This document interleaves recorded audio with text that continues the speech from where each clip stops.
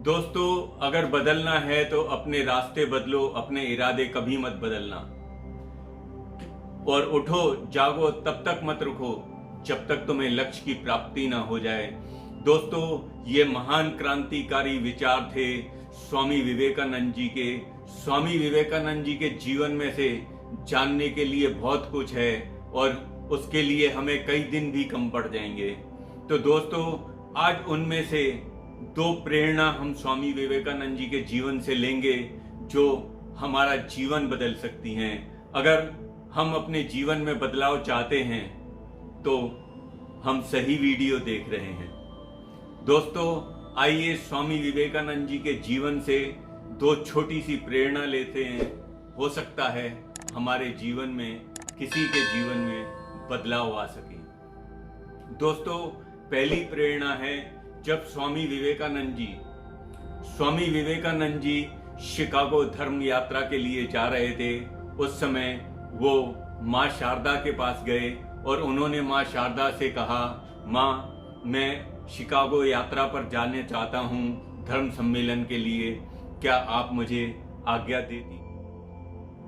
तब माँ शारदा ने स्वामी विवेकानंद से कहा कि तुम धर्म यात्रा के लिए, धर्म का प्रचार करने के लिए, देश का प्रचार करने के लिए अमेरिका जाना चाहते हो? तो स्वामी विवेकानंद जी ने कहा, जी। तब माँ शारदा ने स्वामी विवेकानंद से कहा, नरेंद्र, वो सामने चाकू पड़ा है, प्लीज उठा कर दीजिए। नरेंद्र स्वामी विवेकानंद बनने से पहले का नाम है। स्वामी विवेकानंद जी ने चाकू उठाकर माँ शारदा को दे दिया। चाकू लेते ही माँ शारदा ने कहा, नरेंद्र, तुम बिल्कुल स्वतंत्र हो, बिल्कुल तैयार हो अपने धर्म का, अपने देश का, अपनी संस्कृति का प्रचार करने के लिए तुम अमेरिका जा सकते हो। तब स्वामी विवेकानंद जी ने कहा, माँ, आपने मेरी परीक्षा तो ली ही नहीं। माँ शारदा ने कहा, नरेंद्र, जो मैंने आपसे चाकू मांगा था ये आपकी परीक्षा ही थी। अगर कोई साधारण इंसान ये चाकू उठाकर देता तो वो हैंडल वाला हिस्सा खुद पकड़ता और धार वाला हिस्सा मेरी तरफ बढ़ा देता। हो सकता है उससे मुझे चोट पहुंचती, दुख पहुंचती, मेरा खून भी निकल सकता था। लेकिन तुमने ऐसा नहीं किया।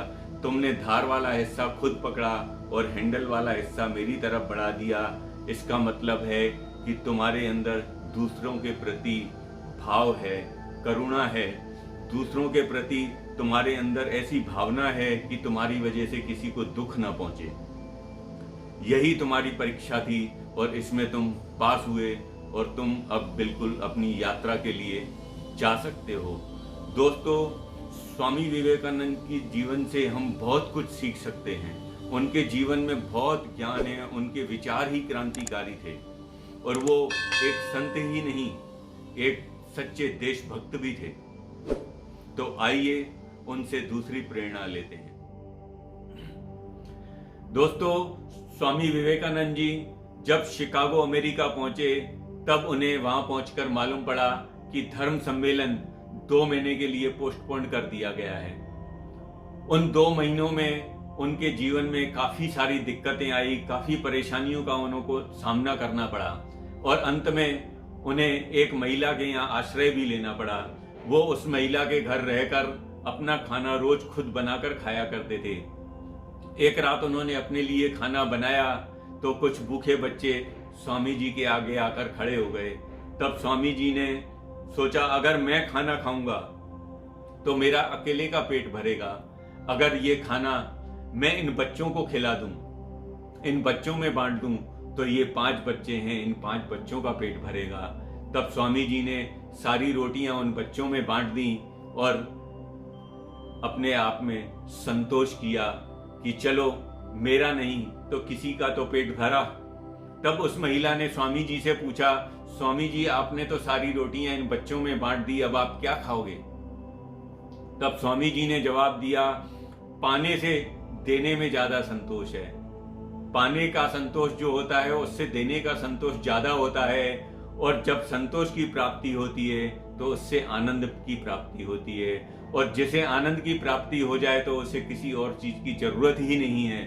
क्योंकि लॉ ऑफ गिविंग का सिद्धांत है कि आप जो चीज जितनी बांटते हो वो आज नहीं तो कल आपके पास कई गुना होकर लौटती है। तो क्यों ना हम बेहतरीन विचार बांटें, प्यार बांटें, खुशियां बांटें। ये प्रेरणा हमें स्वामी विवेकानंद जी के जीवन से मिलती है। आइए इसे साकार करें।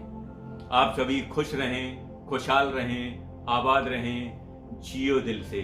चैनल सब्सक्राइब करें, वीडियो को लाइक करें, शेयर जरूर कीजिएगा। हो सकता है किसी के जीवन में बदलाव आ जाए।